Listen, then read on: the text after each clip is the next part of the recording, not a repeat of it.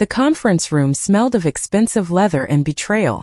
I sat perfectly still in the burgundy chair while my attorney, Patricia Chen, read through the documents my children had just presented. Outside the floor-to-ceiling windows, Seattle's skyline glittered against the October rain, indifferent to the earthquake happening in my life.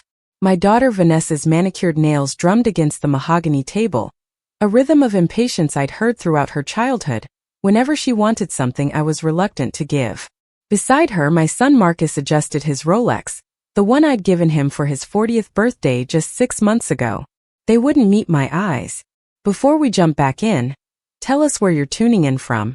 And if this story touches you, make sure you're subscribed, because tomorrow I've saved something extra special for you. Patricia set down the final page with controlled precision, the kind of measured movement that told me she was containing significant anger on my behalf. "Mrs. Whitmore," she said, her voice maintaining professional neutrality despite the fury I could see in her dark eyes. "These documents claim that your late husband's software company, Whitmore Technologies, was placed in a family trust naming your children as primary beneficiaries upon your death or incapacitation. They're asserting that your recent health episode constitutes grounds for immediate transfer of controlling interest." My recent health episode. Such clinical language for the stroke that had left me temporarily unable to speak for 3 weeks, trapped in my own body while my brain screamed and my mouth refused to form words. The same stroke that had apparently convinced my children I was now mentally incompetent despite my complete recovery.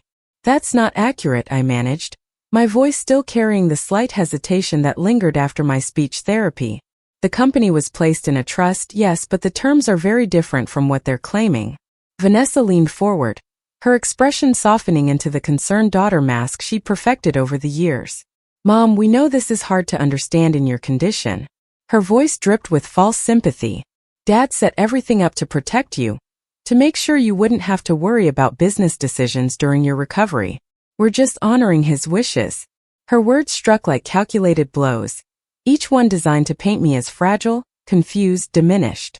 Marcus nodded in rehearsed agreement, his expression matching his sister's manufactured concern. "The doctors said cognitive effects from stroke can be subtle.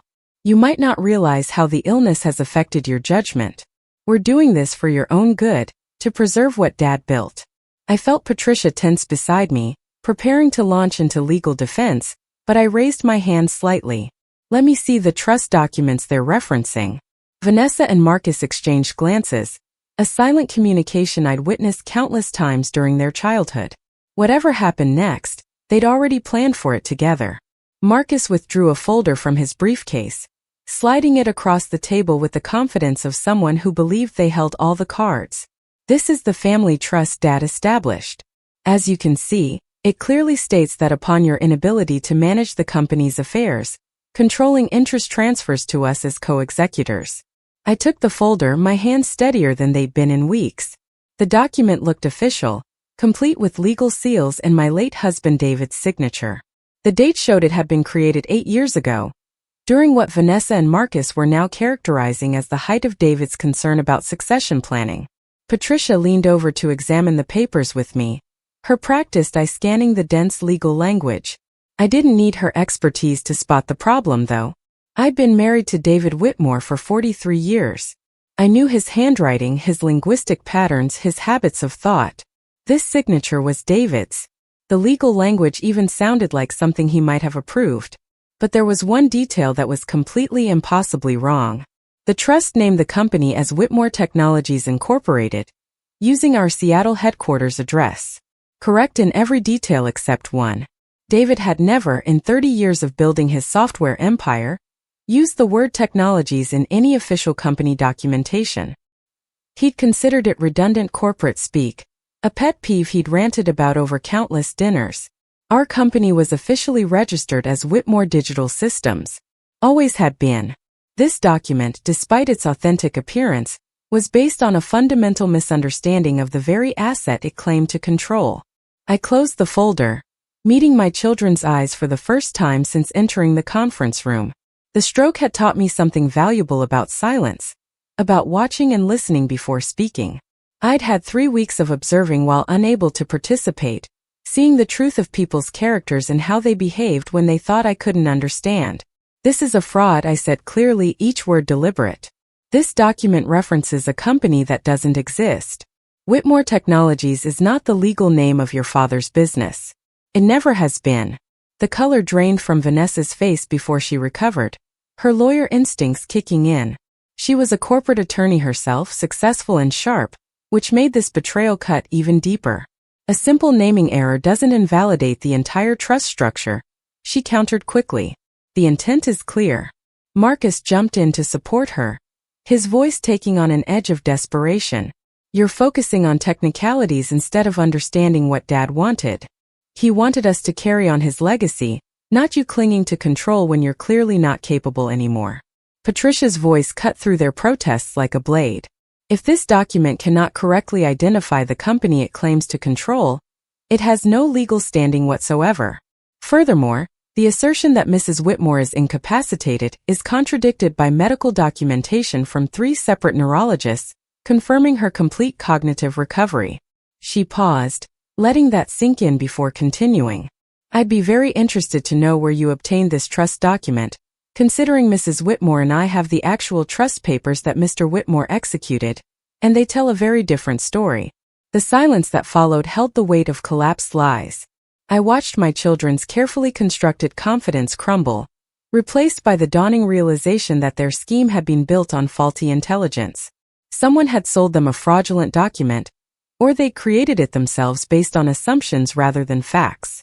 Either way, they'd revealed their true intentions, their willingness to declare me incompetent and seize assets they believed were rightfully theirs. The betrayal wasn't just in their actions, but in the years of calculation that must have preceded this moment. How long had they been planning this? Had they been waiting for David to die, counting down the days until they could push me aside? I have something I need to retrieve from my safety deposit box, I said, standing with more steadiness than I'd felt in months. Patricia, please schedule a follow-up meeting for 3 days from now. That should give everyone time to reconsider their positions. Mom, Vanessa started, her lawyer composure fracturing to reveal genuine fear underneath.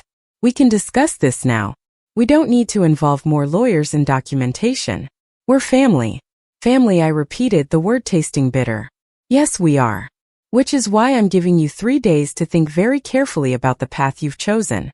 3 days to remember who stood by your father during the 18 years he built that company from nothing.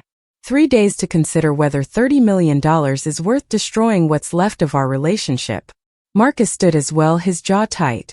You're being dramatic. We're trying to help you. No, I corrected gently, gathering my purse and coat with deliberate care. You're trying to help yourselves. The difference is something your father understood very well. I left the conference room with Patricia beside me, feeling my children's stares burning into my back. The elevator ride down 40 floors happened in silence, Patricia respecting my need to process what had just occurred.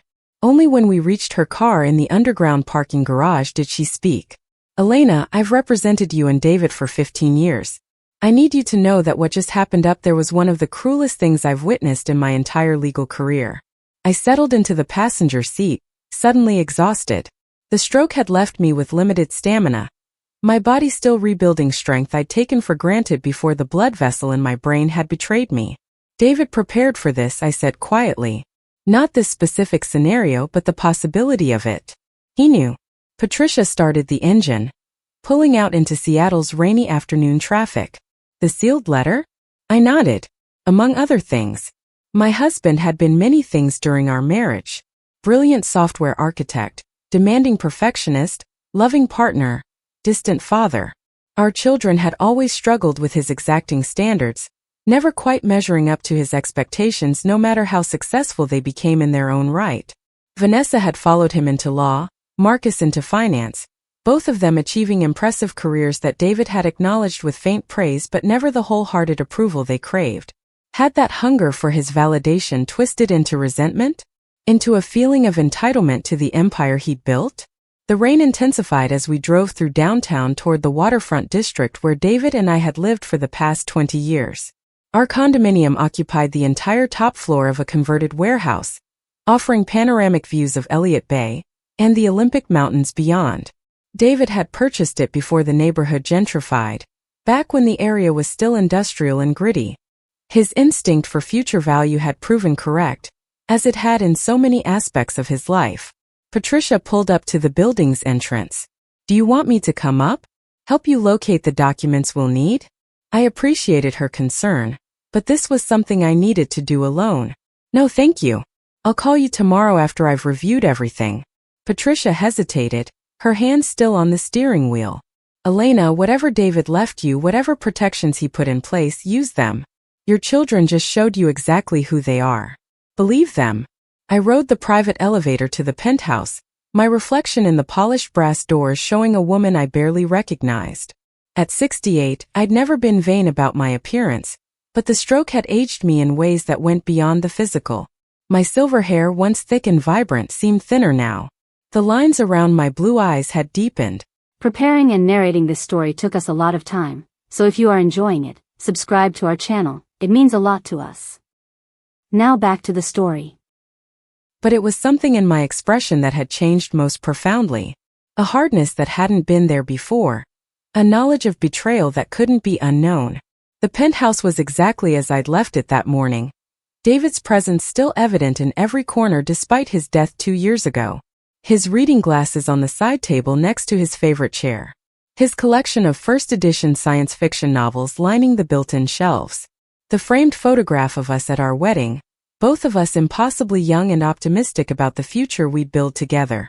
I poured myself a glass of water from the kitchen, my hands shaking slightly as the adrenaline from the confrontation faded.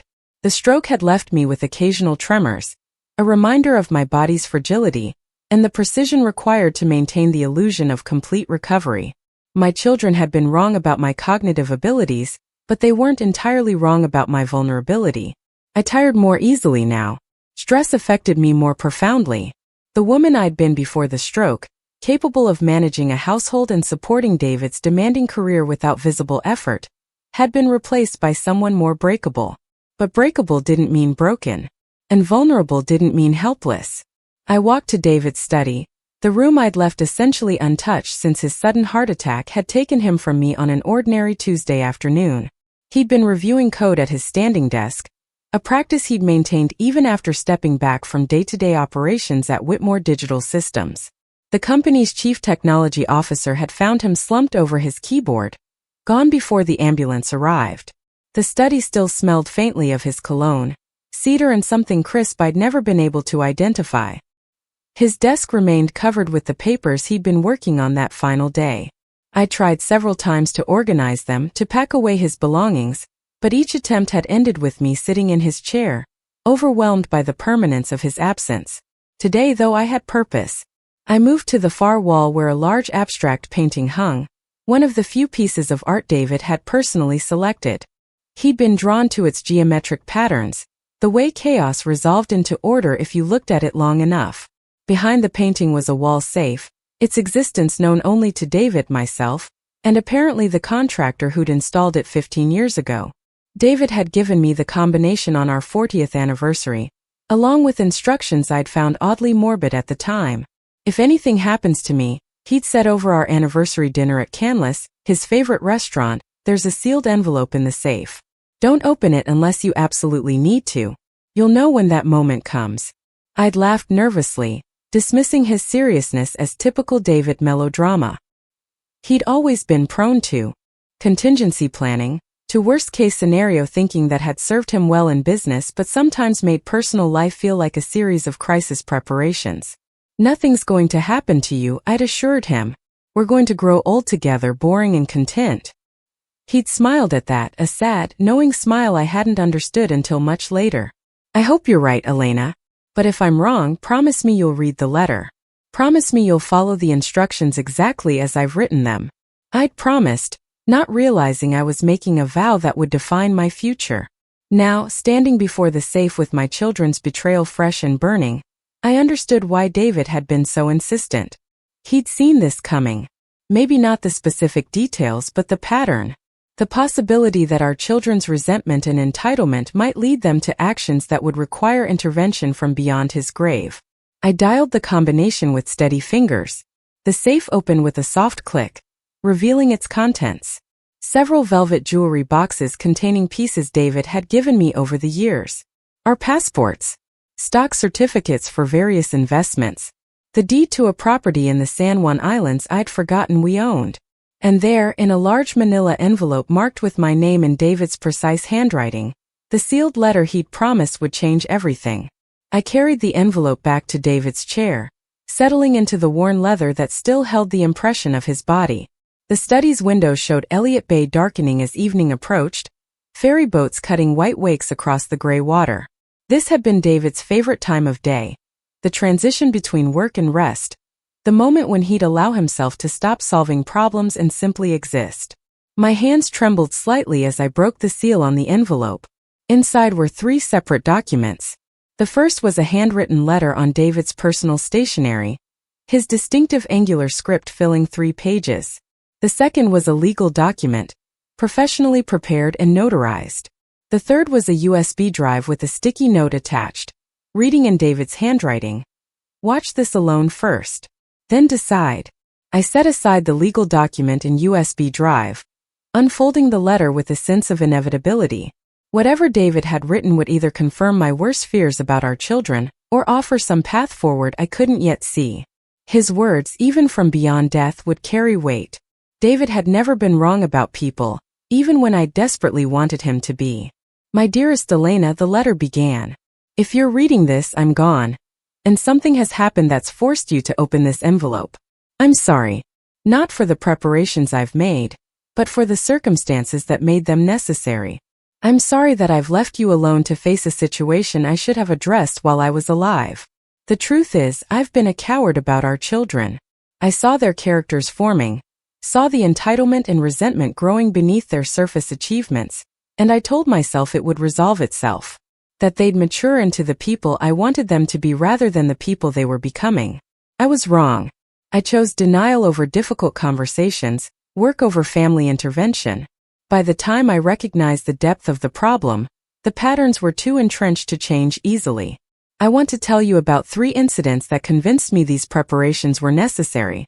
First, 8 years ago, Marcus came to me requesting a significant loan to cover his gambling debts. Not casual poker nights, but serious high-stakes losses that had put him in danger with some very unpleasant people. I paid the debts and told him it was a gift, not a loan, on the condition that he seek help for his addiction. He promised he would. He never did. I had our accountant track his finances quietly afterward. The gambling continued, just more carefully hidden. By my calculations, he's lost approximately $4 million in the year since, money he's borrowed against his expected inheritance. Second incident. 5 years ago, Vanessa approached me about investing in a startup one of her clients was launching.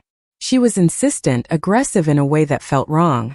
When I declined, she became furious, saying things about your influence over me that were cruel and revealing.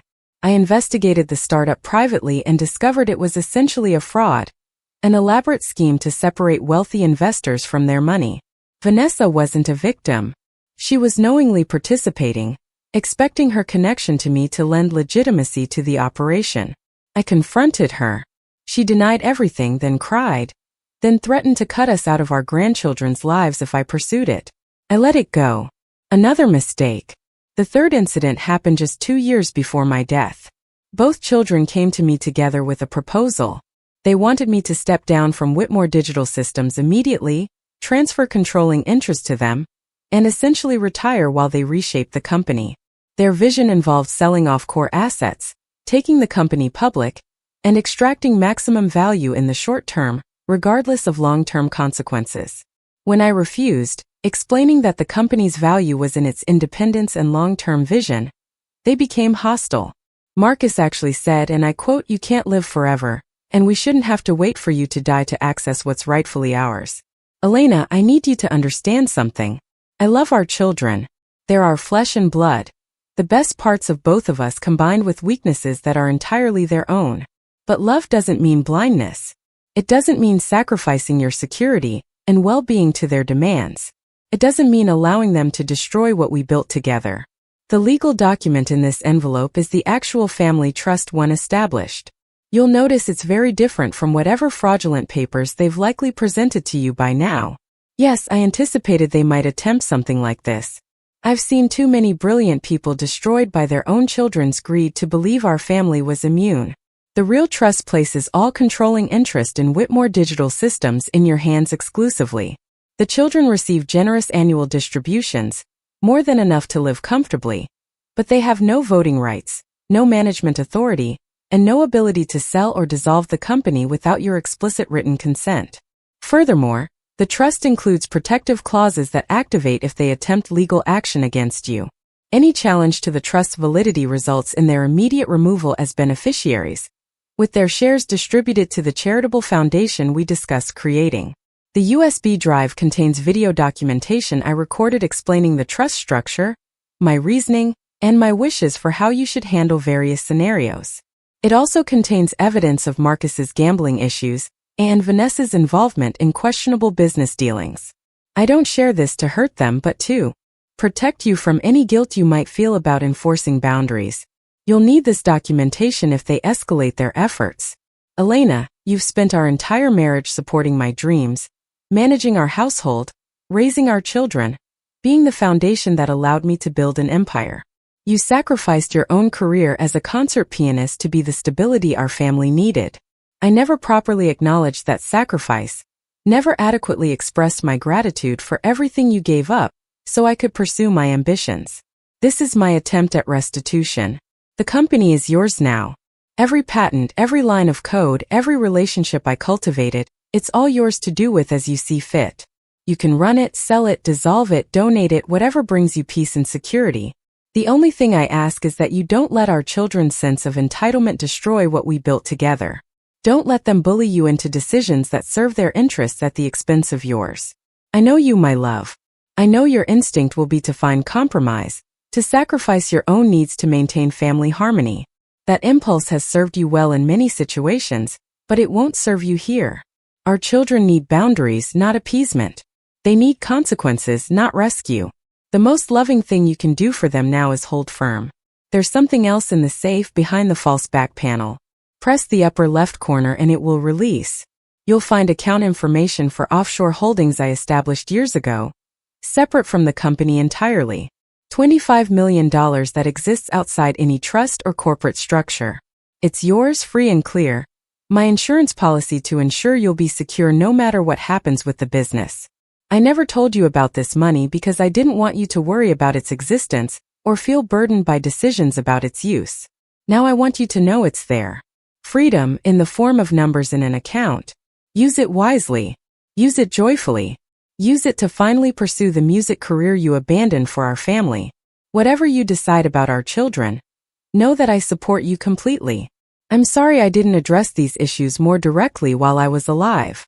I'm sorry I left you to clean up the messes I was too conflict-averse to confront. You deserved a partner who was as brave in family matters as he was in business. You deserved better than my weakness disguised as peacekeeping. I love you, Elena. I've loved you since the moment I heard you play Rachmaninoff at that college recital 45 years ago. I'll love you whatever comes after this life. You were the best decision I ever made, the one choice I got absolutely right. Be strong now, my darling. Be the fierce protector of yourself that you've always been for others. Our children may hate you for a while. They may never understand or accept your decisions. That's their choice and their burden to carry, not yours. You've given them everything you possibly could. The rest is up to them. Yours always, David. I read the letter 3 times, my vision blurring with tears that I'd been holding back since the conference room confrontation. David's voice came through so clearly in the words, his analytical mind combined with the emotional vulnerability he'd shown so rarely during our marriage. He'd known. He'd understood the depth of our children's resentment and the likelihood that they'd view his death as an opportunity rather than a loss. The USB drive contained additional revelations, I was certain, but I needed time to process the letter first. I stood and moved to the safe, finding the hidden panel David had described. It released easily, revealing a small leather portfolio containing account information and access codes for holdings I'd never suspected existed. $25 million. Separate from the company, from the trust, from everything our children believed they were entitled to.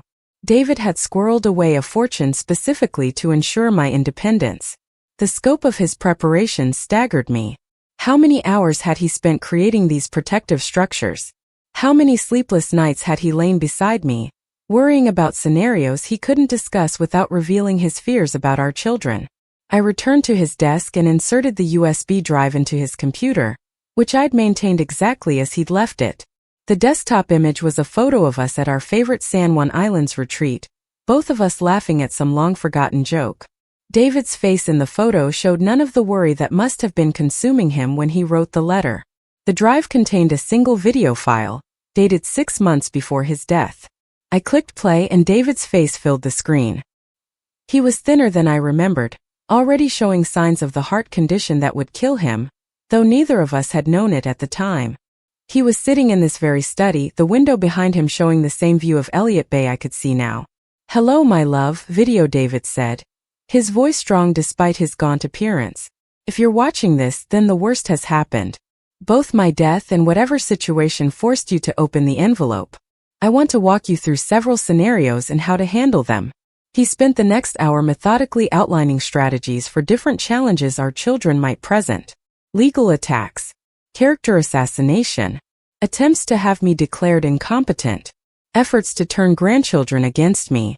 David had anticipated every manipulation, every pressure point, every potential betrayal.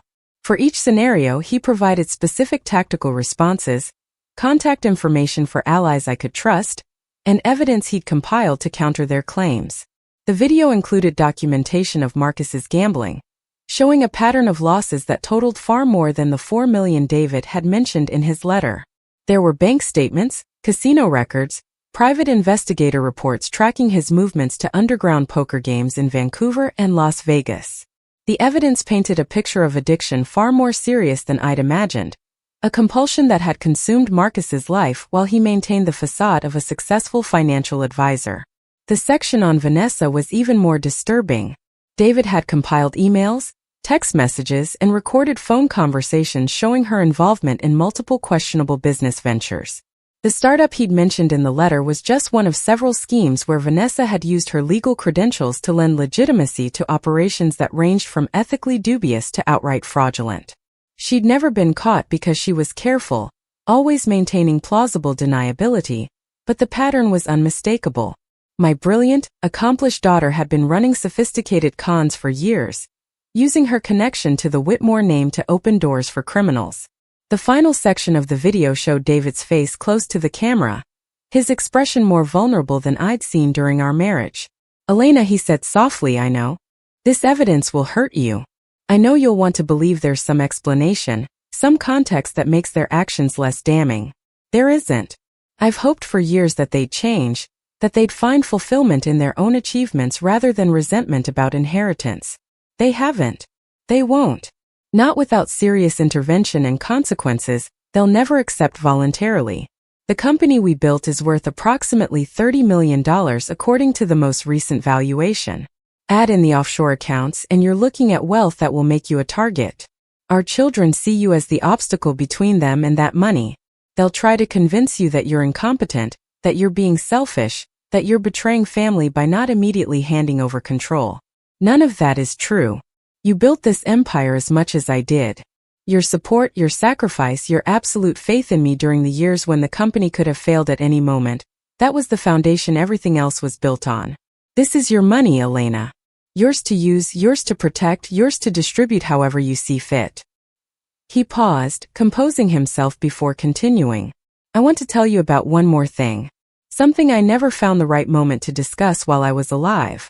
5 years ago, I was diagnosed with a minor heart condition. Nothing immediately life-threatening, but enough to make me think seriously about mortality.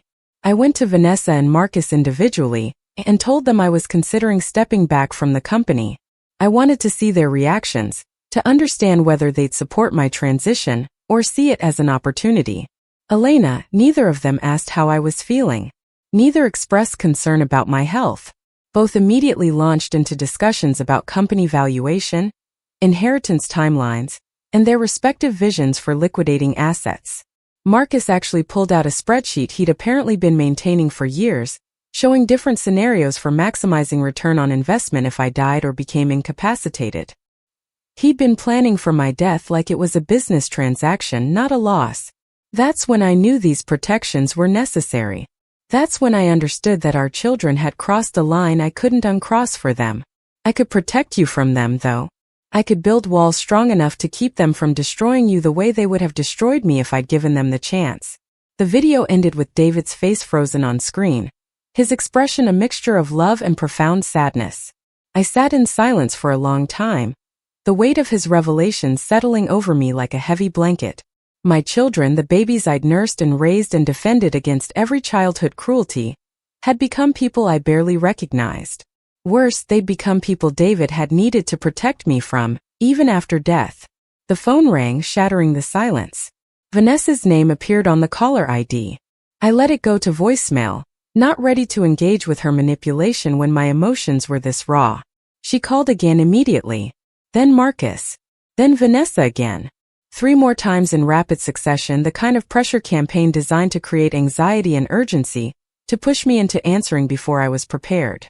I turned off the phone and sat in David's chair, watching darkness complete its claim on Elliott Bay. The city lights reflected off the water, creating a scattered constellation of human activity, completely indifferent to my personal crisis. Somewhere out there, people were having ordinary evenings, dinner with families who loved them without scheming, conversations that didn't carry undercurrents of betrayal and calculation. I wondered if I'd ever have that kind of peace again, or if David's letter and video had irrevocably changed the landscape of my remaining years. The trust document David had included was indeed very different from the fraud Vanessa and Marcus had presented. I read through it carefully, appreciating the elegance of its construction. David had anticipated every loophole, every potential challenge, every way our children might try to circumvent his wishes. The document was a fortress built from words and legal precedent, unassailable if properly defended. Patricia would be delighted. This was the kind of ironclad protection attorneys dreamed of having for their clients. More than the legal language, though, I was moved by the personal sections David had included. Clauses that specifically address my well-being, my independence, my right to live my remaining years without harassment or pressure. He'd even included provisions for ongoing income to Vanessa and Marcus that would continue regardless of their behavior toward me, as long as they didn't actively challenge the trust. He'd given them financial security while protecting me from their manipulation. It was brilliant and heartbreaking in equal measure. I spent that night in David's study, dozing in his chair when exhaustion overtook me, waking to continue processing the magnitude of what he'd left me. As dawn broke over the city, painting Elliott Bay in shades of pearl and rose gold, I felt something shifting inside me. The grief and betrayal were still there, sharp and painful, but underneath was growing something harder. Something that felt like resolve. David had given me weapons, documentation, financial resources, legal structures. He'd anticipated the battle and armed me for it. Now I needed to decide whether I had the strength to actually fight, to hold boundaries against my own children even knowing it might mean permanent estrangement. The alternative was surrender. Accepting their characterization of me as incompetent, handing over control, watching them dismantle everything David and I had built together. Living my remaining years as a tolerated dependent in my own home, grateful for whatever scraps of affection they chose to throw my way. The thought made me physically ill. I'd sacrificed too much, survived too much, recovered from a stroke that should have killed me, to spend my final years as a victim of my children's greed.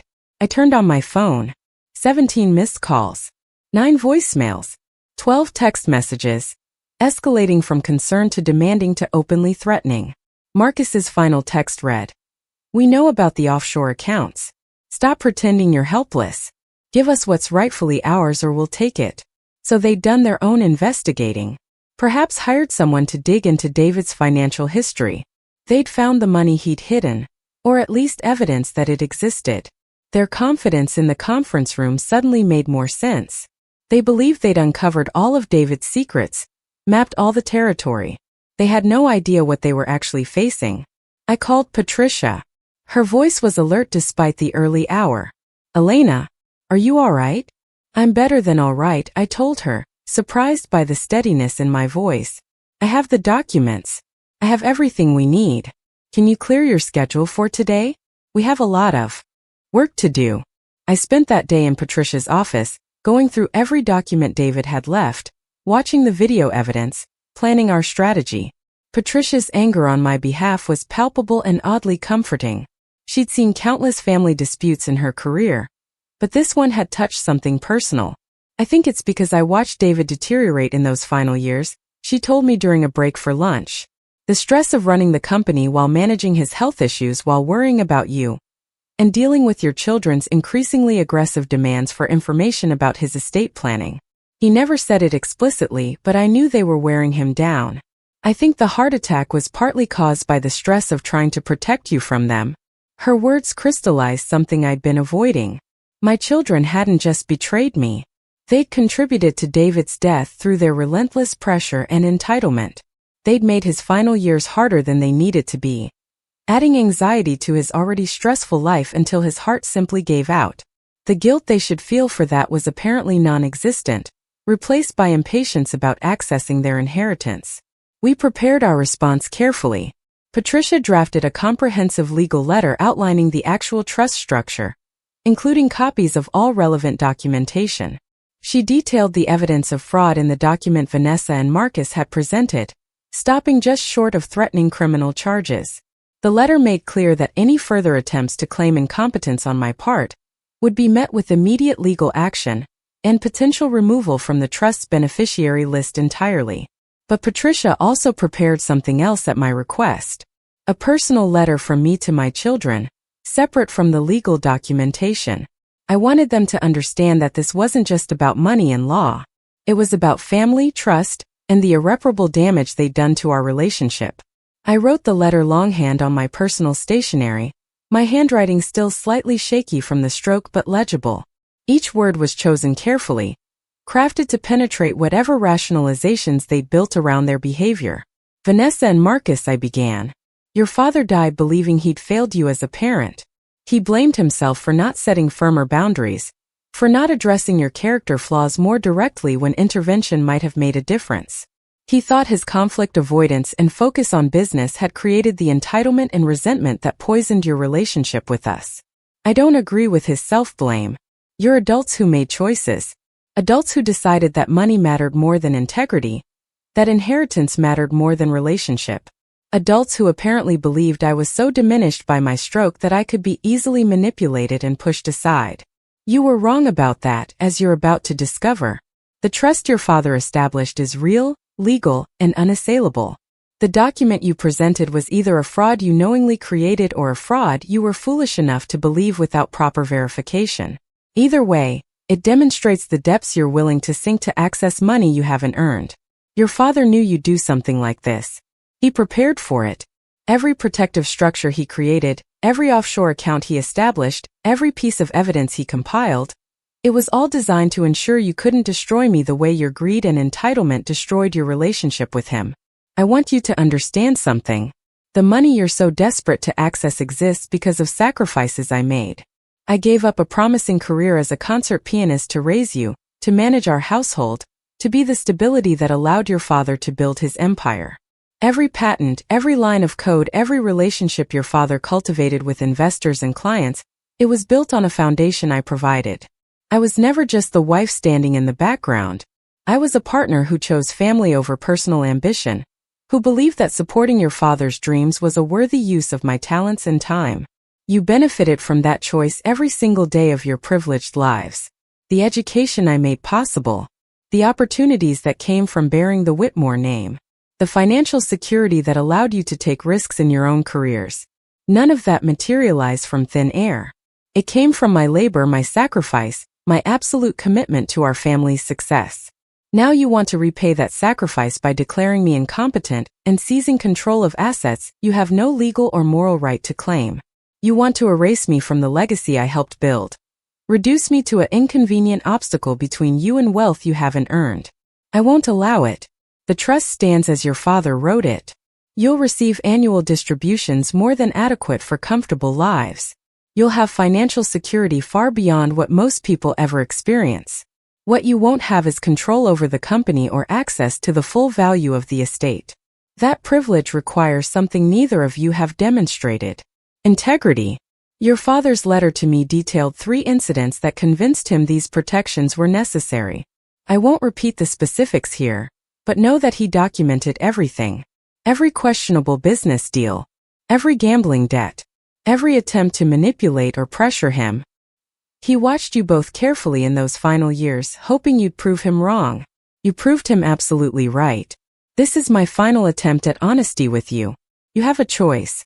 You can accept the terms of the actual trust, receive your distributions gratefully, and work to rebuild some semblance of family relationship based on respect rather than financial entitlement. Or you can fight.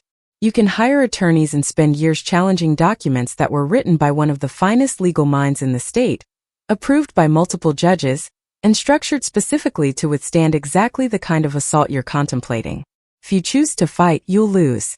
The trust includes provisions that activate upon legal challenge. Your distributions will be suspended. Your status as beneficiaries will be reviewed. The evidence your father compiled about your respective activities will be provided to relevant authorities.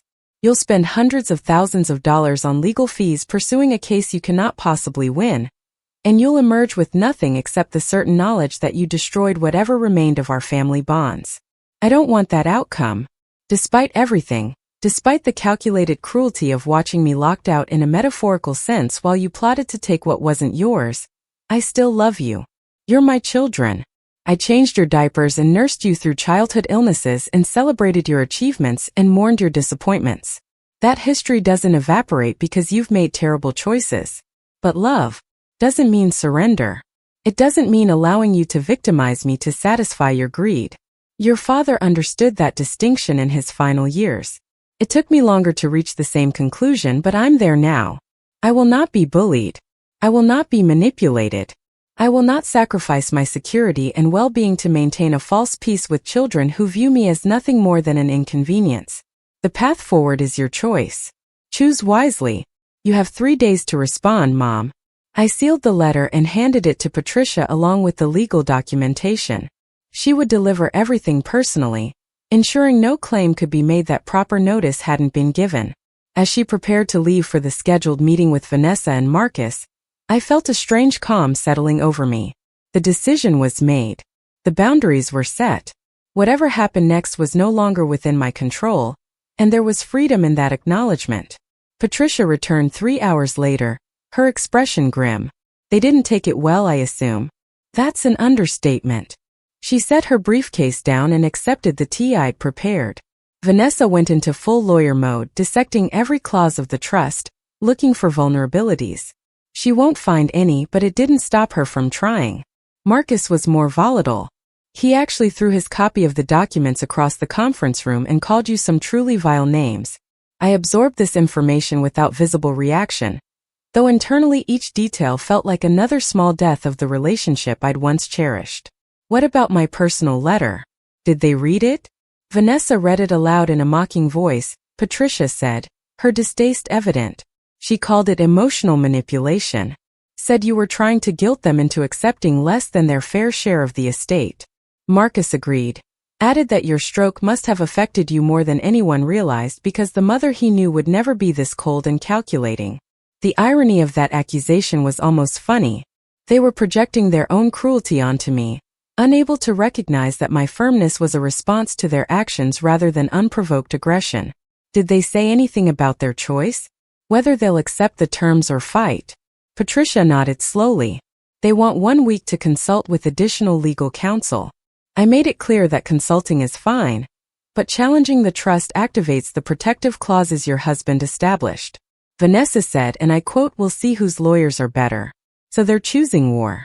It appeared that way. I'm sorry, Elena. I know this isn't the outcome you hoped for. I sipped my tea watching ferries cross the bay through my windows. I'd lived in Seattle for 43 years, raised my children in this city, built a life that had seemed stable and permanent. Now that stability was revealed as illusion, permanence as wishful thinking. Everything I'd believed about my family had been systematically dismantled over the course of a few devastating days. What's our next move? Patricia pulled out her legal pad, already several steps ahead in her strategic thinking. We prepare for full litigation while hoping they'll see reason, once their own attorneys explain the futility of their position. I'll need you to provide detailed records of your cognitive function post-stroke, medical evaluations, therapy reports, anything that demonstrates complete recovery. We'll need character witnesses who can testify to your competence and decision-making ability. I'll also recommend we engage a private investigator to document current activities by Marcus and Vanessa. If they're still involved in the behaviors your husband documented, we need to know. I hesitated at that suggestion. Hiring someone to spy on my own children felt like a betrayal, even knowing what they'd already done. Patricia must have sensed my reluctance because her expression softened. Elena, I understand your hesitation, but you need to remember something. They hired investigators too. That's how they knew about the offshore accounts. They've been treating this like a business transaction for months, possibly years. You're not betraying them by protecting yourself. You're simply matching their level of preparation. She was right, of course. The rules of engagement had been set by Vanessa and Marcus, not by me. I was simply responding within the framework they'd established. All right, do whatever's necessary. I spent the following days gathering documentation as Patricia had requested. My neurologist provided comprehensive reports showing complete cognitive recovery. My physical therapist documented my return to full functionality. My primary care physician wrote a detailed letter explaining the nature of my stroke, the expected recovery trajectory, and her professional assessment of my current mental capacity. Each document felt like a small armor plate, protection against the assault I knew was coming. The character witnesses were easier than I'd anticipated. David's former business partner, Richard Liu, immediately agreed to provide testimony. Your husband trusted your judgment more than anyone else's. He told me over coffee at a downtown cafe. Every major decision he made, he ran past you first. Not because he needed permission, but because your perspective made him smarter. Anyone who knew you both understands that. My longtime friend Margaret Chen, who'd been my roommate at university before our lives diverged into different paths, was equally adamant. Those children of yours have always been entitled brats. I've bitten my tongue for decades because you loved them, but they treated you terribly even when you were bending over backward to accommodate their demands. It's about time someone stood up to them. The private investigator Patricia recommended was a woman named Sarah Kim, former FBI agent who transitioned into private work after retiring from the bureau. She had the kind of calm, observational demeanor that inspired confidence. I met her at Patricia's office to discuss the scope of investigation. I need to understand what we're looking for, Sarah explained, her notebook open and pen ready. Are we documenting current illegal activity? Establishing patterns of behavior? Looking for leverage? I glanced at Patricia, who nodded encouragement. All of the above, I said. My husband documented serious concerns about both my children, gambling addiction for my son, involvement in fraudulent business schemes for my daughter. I need to know if those patterns have continued or escalated. Sarah made notes without visible judgment. Understood. I'll need copies of whatever documentation your husband compiled as a starting point. That will give me names, locations, patterns to track. Over the following 2 weeks, while Vanessa and Marcus consulted with their own legal team, Sarah worked quietly in the background. Her reports arrived daily, detailed observations of my children's activities that painted an increasingly disturbing picture. Marcus was indeed still gambling, though he'd gotten more sophisticated about hiding it. He'd started using cryptocurrency accounts and offshore betting platforms, apparently believing digital transactions were harder to trace. Sarah's report showed he'd lost nearly $500,000 in the past 6 months alone, money he'd borrowed against expected inheritance and real estate he'd mortgaged to dangerous levels. The gambling wasn't recreational entertainment. It was addiction in its purest form, a compulsion that was systematically destroying his financial life, while he maintained the facade of a successful wealth management advisor. The investigation into Vanessa revealed something even more troubling. She'd recently become involved with a group running an elaborate elder fraud scheme, using her legal credentials to help establish trusts and financial arrangements that effectively stripped elderly clients of their assets. The operation was sophisticated, targeting wealthy individuals in early cognitive decline, convincing them to restructure their estates in ways that benefited the scheme's operators rather than intended heirs. Vanessa's role appeared to be legitimizing the fraudulent trusts, lending legal credibility to documents that were designed to steal from vulnerable people. Sarah's report included copies of emails, recorded phone conversations, and financial records showing payments Vanessa had received for her participation. The evidence was damning and potentially criminal. I read through the reports in my penthouse, the weight of maternal failure pressing down on me with crushing force. How had I raised children capable of such casual cruelty toward others? What had David and I done wrong that resulted in adults who viewed vulnerable people as opportunities for exploitation? Patricia tried to reassure me that children's choices were their own, that I couldn't take responsibility for decisions made by grown adults operating from greed rather than values I'd taught them. But the guilt remained, a constant ache beneath everything else I was feeling. The week deadline Vanessa and Marcus had requested came and went without communication from their legal team. Patricia followed up, only to be told they needed additional time to review complex trust structures and precedent law. It was a stalling tactic, obviously. They were hoping I'd become anxious. That delay would weaken my resolve. Instead, I used the time to do something I'd been avoiding for 2 years. I returned to music. The Steinway grand piano in our living room had been silent since David's death. I'd been unable to play, finding that the music only intensified my grief, made his absence more palpable. Now though, I felt drawn back to the instrument. I'd spent decades away from serious practice, my skills deteriorating from neglect during the years I'd prioritized family over personal artistry. But muscle memory was a powerful thing. My fingers found familiar patterns, working through scales and arpeggios that had once been second nature.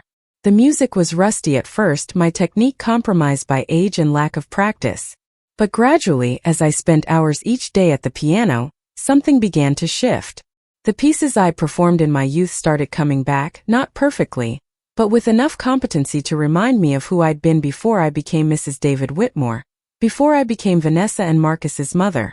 I worked through Chopin nocturnes, feeling the melancholy beauty of the compositions matching my current emotional state.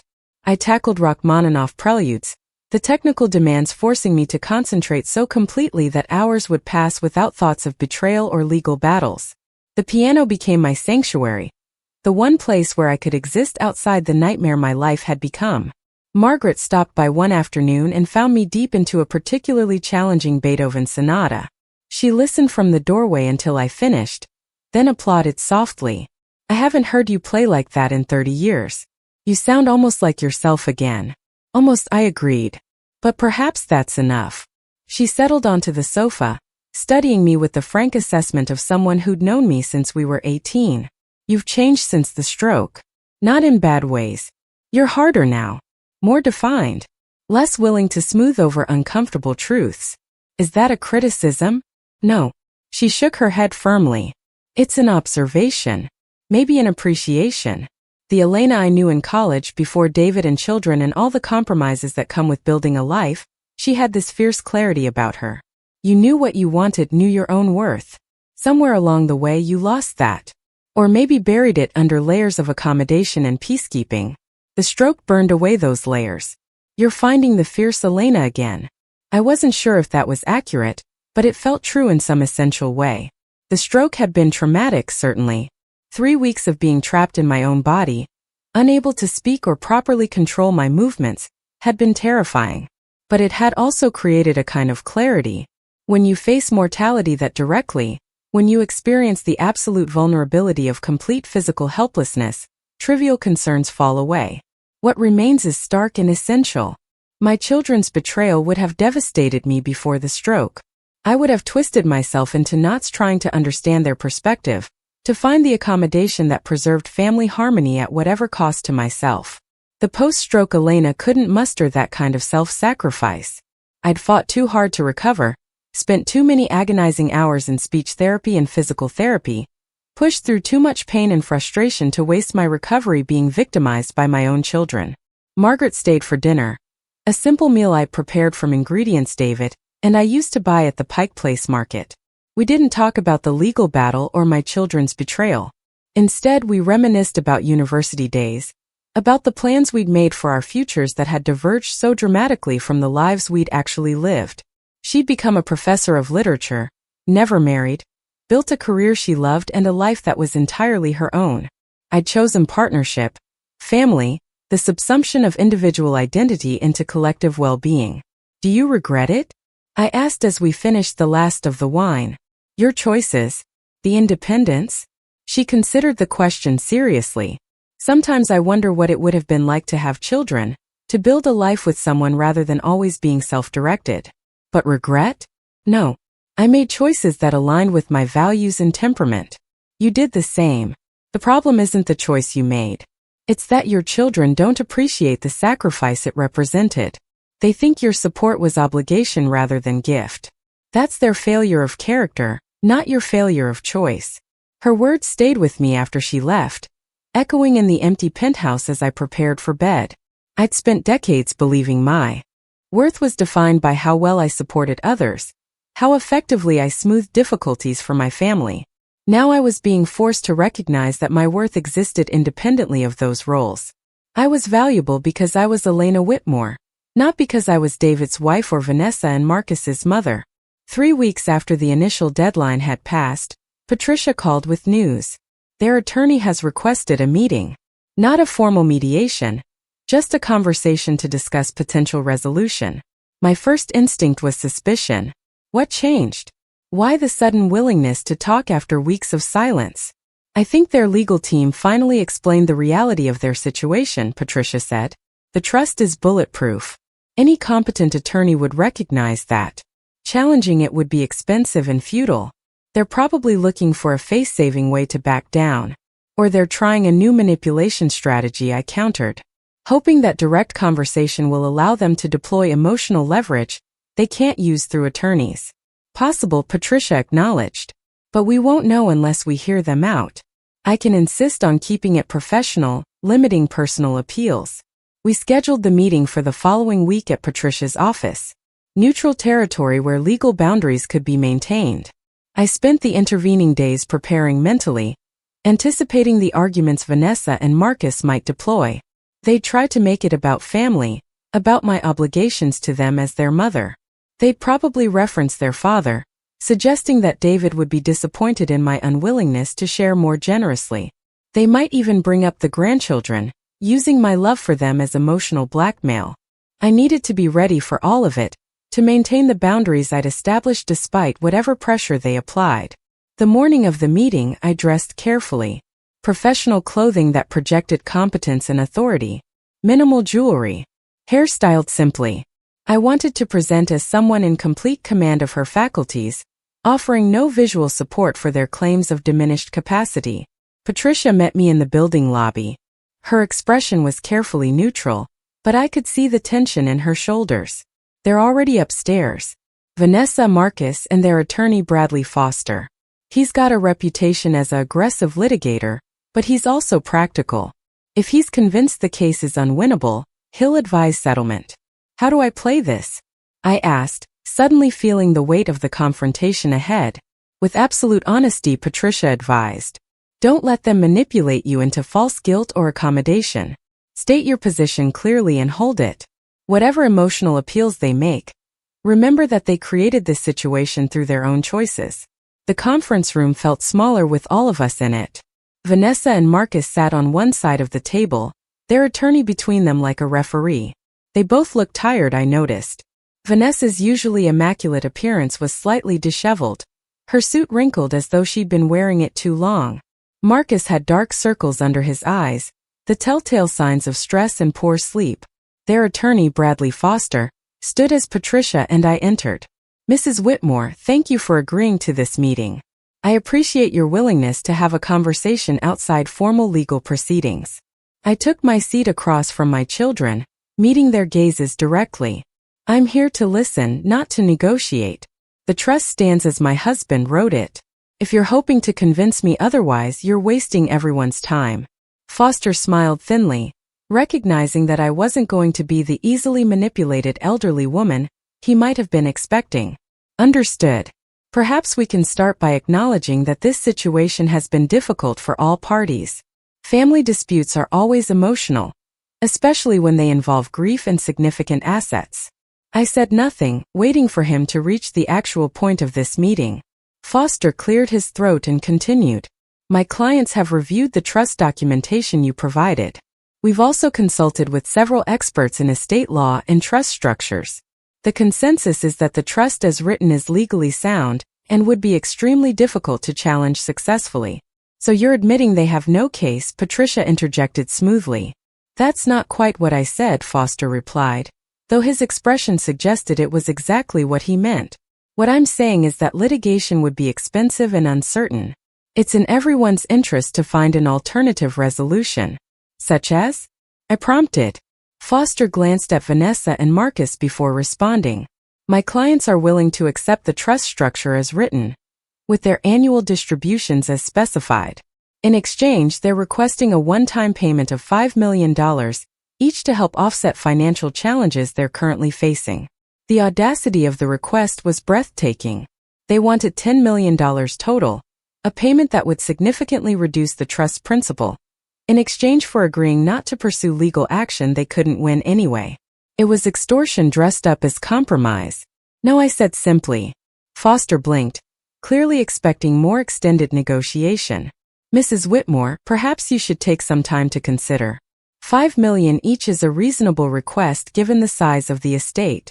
Your children would have clear financial footing, and you'd have certainty that the trust won't be challenged.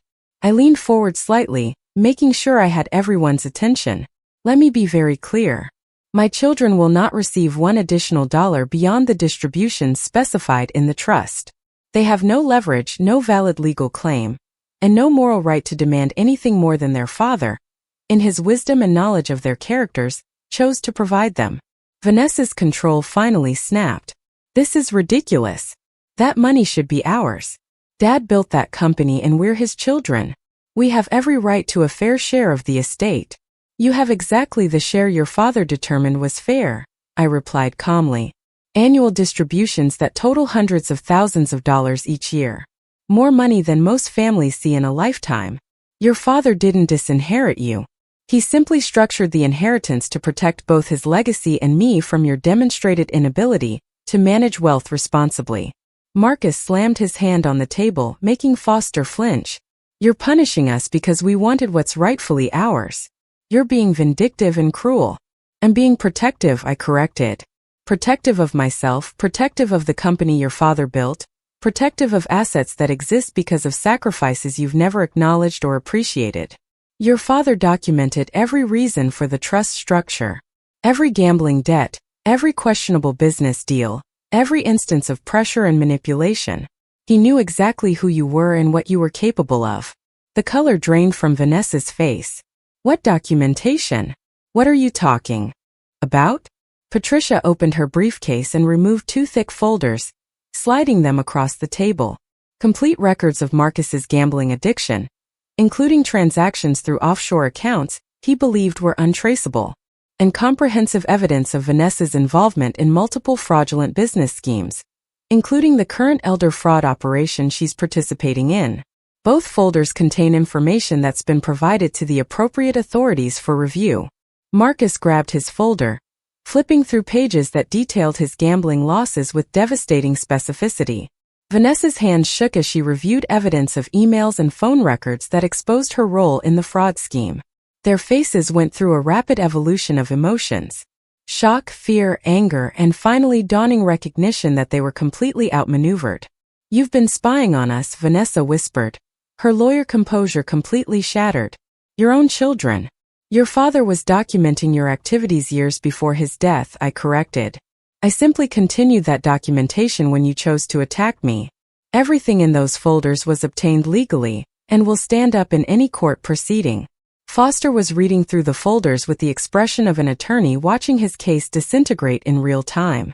Mrs. Whitmore, he said carefully, these allegations are serious. If you're threatening to bring charges against my clients. I'm not threatening anything, I interrupted. The documentation has been provided to authorities as required by law. What happens next is their decision, not mine. But I wanted you all to understand the full scope of the situation before you continued making threats and demands based on false assumptions about your leverage. Marcus looked up from his folder, his face twisted with something between rage and desperation. You'd really do this? You'd send your own children to prison? I'd protect myself from people who've demonstrated they're willing to destroy me for financial gain, I replied evenly. Whether those people are my children or strangers makes no difference to that fundamental responsibility. You made choices, Marcus. You gambled away millions of dollars and borrowed against money you haven't inherited. You created your financial crisis through your own addiction, not through any failure on my part to provide adequately. Vanessa was still staring at her folder, at evidence that could end her legal career and potentially result in criminal charges. Mom, she said, and for the first time her voice carried genuine fear rather than calculated manipulation. We can fix this. We can make this right. Whatever you need us to do. Now we were at the truth of the meeting. Not negotiation between equals, but children finally recognizing they'd pushed too far and facing consequences for the first time in their adult lives. What I need, I said slowly, is for you to accept the reality that your father, knowing everything about you that I now know, chose to structure his estate exactly as he did. He didn't do it to punish you. He did it to protect me and to provide for you despite your demonstrated inability to manage wealth responsibly. You'll receive your annual distributions. You'll have financial security. What you won't have is control over the company or access to principal that you'd waste on gambling and fraudulent schemes. Foster was gathering his papers, clearly recognizing the meeting was over. Mrs. Whitmore, I think we need time to review this new information and reassess our position. Of course, Patricia said smoothly. We'll expect your formal response within 1 week. And Mr. Foster, I should mention that any continued harassment of Mrs. Whitmore, any attempts to claim incompetence or challenge the trust, will result in immediate activation of the protective clauses that remove your clients from beneficiary status entirely. As we all stood to leave, Vanessa caught my arm. Her touch was gentle, pleading in a way I hadn't experienced since she was a child seeking comfort after a nightmare. Mom, please. We made mistakes. We got greedy and we pushed too hard. But we're still your children. We're still family. Doesn't that matter? Family matters tremendously, I told her, removing my arm from her grip with careful firmness. That's why your father spent his final years trying to protect me from the people you'd become. That's why I'm willing to continue providing for you despite everything you've done. But family doesn't mean sacrificing myself to your demands. It doesn't mean ignoring your cruelty and manipulation in the name of keeping peace. Marcus joined his sister, both of them looking younger somehow, stripped of the aggressive confidence they'd worn into this meeting. We could start over, he offered. Accept the trust as written, work to rebuild your trust in us. It's not too late. I looked at my children, seeing them clearly perhaps for the first time in years. Not as the babies I'd raised or the adults I'd hoped they'd become, but as the people they actually were. Flawed, damaged, capable of cruelty but still human. Still mine in some fundamental way that couldn't be severed regardless of their choices. It is too late, I said gently. Too late to undo the damage, too late to rebuild what we had before. But perhaps it's not too late to build something new. Something honest, based on clear boundaries and realistic expectations. You'll accept the trust as written. You'll receive your distributions. We'll have limited contact, probably mediated through attorneys for the foreseeable future. Maybe someday, if you demonstrate genuine change rather than temporary compliance, we can explore something resembling a family relationship again. Vanessa was crying now, tears ruining her makeup. I never meant for it to go this far. I just wanted security. You have security, I reminded her. More than most people ever experience. What you wanted was control and unlimited access. Those are different things, and they're things I won't provide. The meeting ended with my children leaving the office with their attorney, both of them visibly shaken. Patricia and I remained in the conference room for several minutes after they'd gone, the silence almost meditative after the intensity of confrontation. You did well, Patricia said eventually. That couldn't have been easy. It was necessary, I replied. That's different from easy. We returned to my penthouse, where Patricia helped me review next steps. Foster would undoubtedly advise Vanessa and Marcus to accept the trust as written and hope the authorities wouldn't pursue charges based on the documentation we'd provided. The evidence against both of them was serious, but prosecution would depend on multiple factors outside our control. What matters is that they understand their position, Patricia explained. They have no leverage, no reasonable path to challenge the trust, and significant vulnerability if they continue to escalate. Most people, when faced with that reality, make the rational choice to step back. And if they don't, then the protective clauses activate and they lose even the distributions they currently receive. At that point, they'd have nothing except mounting legal bills and potential criminal charges. I spent that evening at the piano again, working through a Bach prelude that demanded absolute precision. The mathematical perfection of Bach felt appropriate, a reminder that some structures were designed so carefully that they couldn't be disrupted without losing their essential nature. David's Trust was like that. A Bach prelude in legal form, every clause building on previous clauses to create something that worked as a complete system. 4 days later, Foster sent a formal letter accepting the trust terms without modification. Vanessa and Marcus would cease all legal challenges, accept their annual distributions as specified, and acknowledge my complete cognitive competence. In exchange, we agreed not to actively pursue the documented evidence of their activities with authorities, though we made clear that if prosecutors chose to investigate based on reports already filed, that was outside our control. The settlement felt less like victory than exhausted surrender on both sides. Neither party got what they'd hoped for. My children didn't get the immediate windfall they believed they deserved. I didn't get the family relationship I'd wanted. Didn't get children who valued me for anything beyond financial resources. We got legal resolution, clear boundaries, and the cold comfort of enforced consequences. Patricia handled the final paperwork, translating our agreement into binding legal language that would prevent future challenges. I signed where indicated, my hand steady despite the emotional weight of each signature. This was the end of one chapter, though whether it represented the beginning of something new or simply permanent estrangement remained to be seen. The holidays approached with all their complicated family expectations. In previous years, Vanessa and Marcus would have spent Thanksgiving and Christmas at the penthouse, bringing grandchildren and partners, creating the appearance of family harmony, even when underlying tensions simmered. This year, I sent generous checks for the grandchildren's education accounts and a brief note explaining that I'd be spending the holidays quietly alone. No accusations, no recriminations, just simple acknowledgement that our family structure had fundamentally changed. Margaret invited me to join her extended family's celebration, an offer I gratefully accepted. Her relatives were warm and welcoming, treating me as an honored guest rather than an object of pity. I helped in the kitchen, played piano after dinner when someone discovered my background in music, and spent an evening feeling almost normal. Almost like someone whose life wasn't defined by betrayal and legal battles.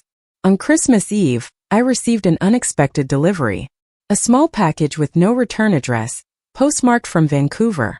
Inside was a vintage recording of Vladimir Horowitz performing Rachmaninoff's Piano Concerto No. 3, a piece I'd performed for my senior recital 46 years ago. The recording was valuable, a collector's item that would have required specific knowledge to locate and purchase. With it was a card bearing only 2 words in Vanessa's handwriting. I remember. The gift broke something open inside me that I'd been carefully controlling. I sat on my sofa with the album in my hands and cried for the first time since the conference room confrontation. Cried for the daughter who'd remembered something meaningful about my past. Cried for the relationship that could have been if different choices had been made.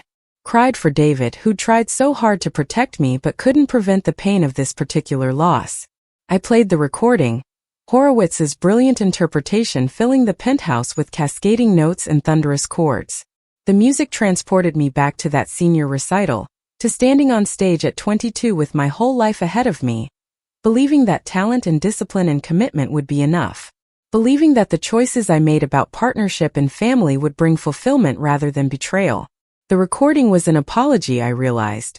Not a complete one, not adequate to repair the damage, but an acknowledgement that Vanessa understood something had been lost. That she remembered, even if remembering wasn't enough to change what had happened. I called Patricia on Christmas morning.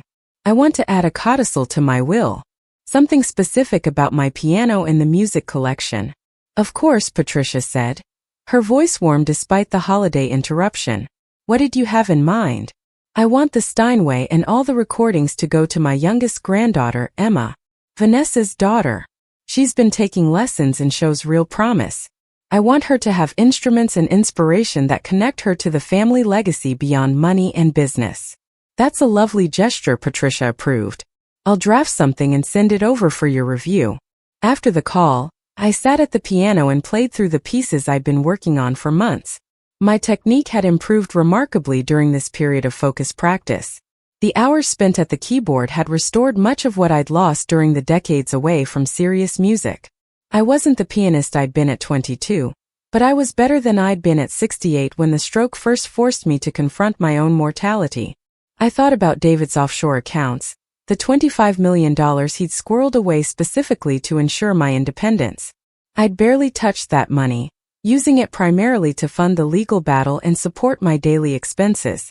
The bulk remained invested, growing steadily, a fortune I had no particular need for and no clear purpose to pursue. Margaret had suggested I use some of it to fund music scholarships, to help young pianists the way I'd once been helped by generous teachers who saw potential worth nurturing. The idea had merit. I could create something lasting, something that honored both David's provision and my abandoned dreams. A foundation that gave other young women the opportunities I'd set aside for family obligations. I contacted the university where Margaret taught, speaking with administrators about establishing an endowed scholarship for promising music students. The conversations revealed both genuine interest and considerable complexity. Endowments required substantial initial funding and ongoing management. Board structures needed to be established. Selection criteria had to be carefully defined to ensure the scholarship served its intended purpose without creating unintended consequences. By the time January arrived, I was deeply engaged in planning the Elena Whitmore Foundation for Musical Excellence. The work gave me purpose beyond managing my own security, beyond simply defending assets from predatory children.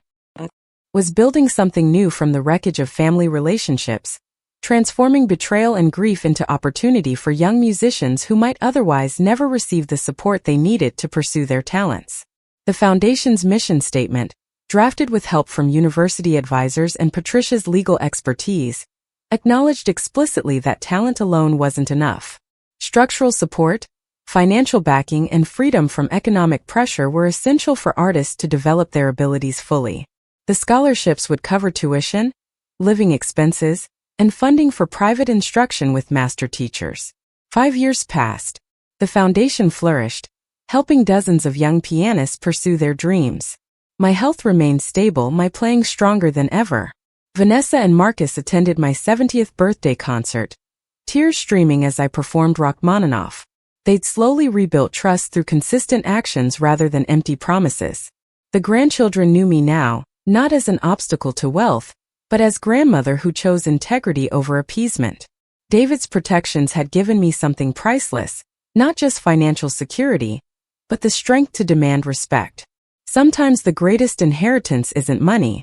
It's the wisdom to protect yourself from those who destroy you, even when they're family. Up next, you've got 2 more standout stories right on your screen. If this one hit the mark, you won't want to pass these up. Just click and check them out.